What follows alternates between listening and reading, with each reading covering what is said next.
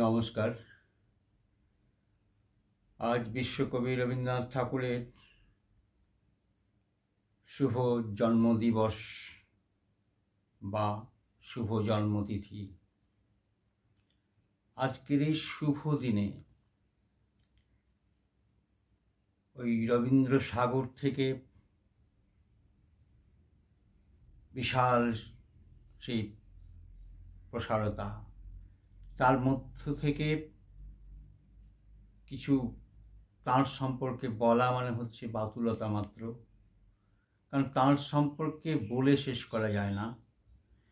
তিনি সাগর বললাম, সাগর নয়, তিনি হচ্ছেন মহাসাগর। তো সেই মহাসাগরের বিশালতা, তার গাম্ভীর্য, তার উদারতা, তার যে প্রচুর রত্নের খনি, যে রত্নাকর তিনি, সেই বিশালতার থেকে আমাদের সে তাকে নিয়েই তার পর্যালোচনা আমরা করে থাকি। যে কেউই আমাদের সবচেয়ে অবাক লাগে যে তিনি যা লিখেছেন, কেউ যদি মনে করে যে আমি সারা জীবন পড়ে সেটা শেষ করব, সে পারবে না। তাহলে বুঝে নাও এখানেই যে তাঁর লেখার যে গভীরতা, যে গাম্ভীর্য, যে পাণ্ডিত্য, যে মাধুর্য, এগুলোকে আমরা মন্থন করি, শুধু মন্থন করি। তো সেই বিশালতার মধ্যে আমরা খুঁজে বেড়াই নিজেকে।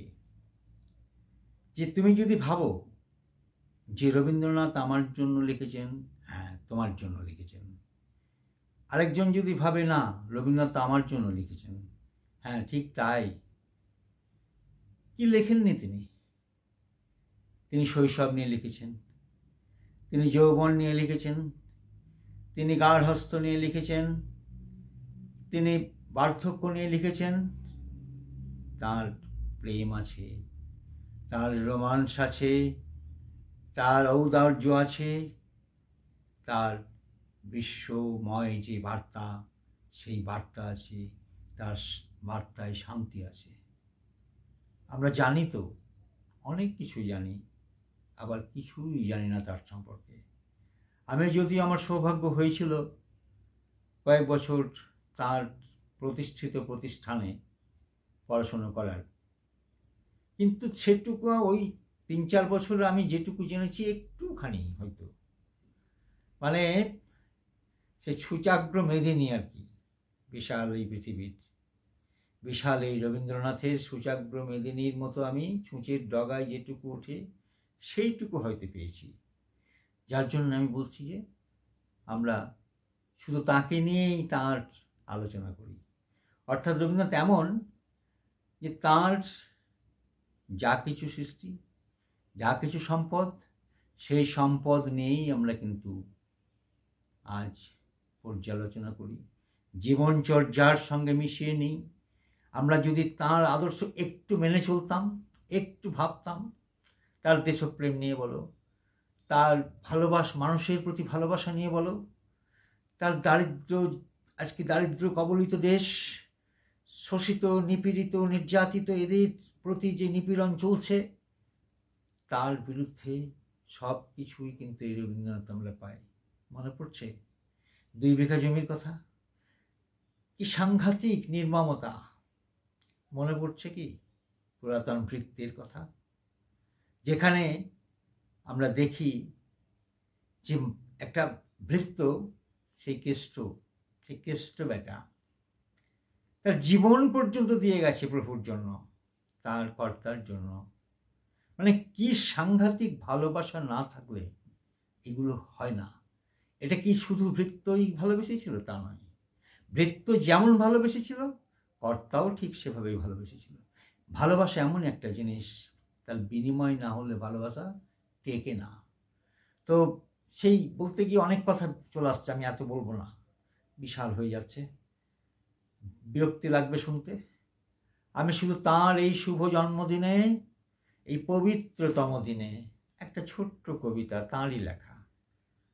তাঁরই লেখা একটা কবিতা, আমার খুব ভালো লাগে কবিতাটা। সোনার তরী। সোনার তরী কাব্যগ্রন্থের শিরোনামাঙ্কিত কবিতা। কবিতাটা সোনার তরী, আমি পাঠ করছি। গগনে গরজে মেঘ, ঘন বরষা, কূলে একা বসে আছি, নাহি ভরসা। রাশি রাশি ভাড়া ভাড়া, ধান কাটা হলো সারা, ভরা নদী খুঁড়ো ধারা, খর পরশা। কাটিতে কাটিতে ধান এলো বরষা। একখানি ছোট ক্ষেত, আমি একেলা, চারিদিকে বাঁকা জল করিছে খেলা। পরে দেখি আঁকা, তরু ছায়া মশি মাখা, গ্রামখানি মেঘে ঢাকা, প্রভাত বেলা। এপারেতে ছোট ক্ষেত, আমি একেলা। গান গেয়ে তরিবে কে আসে পারে, দেখে যেন মনে হয় চিনি উহারে। ভরা পালে চলে যাই, কোনো দিকে নাহি চাই, ঢেউগুলি নিরুপায় ভাঙে দুধারে। দেখে যেন মনে হয় চিনি উহারে।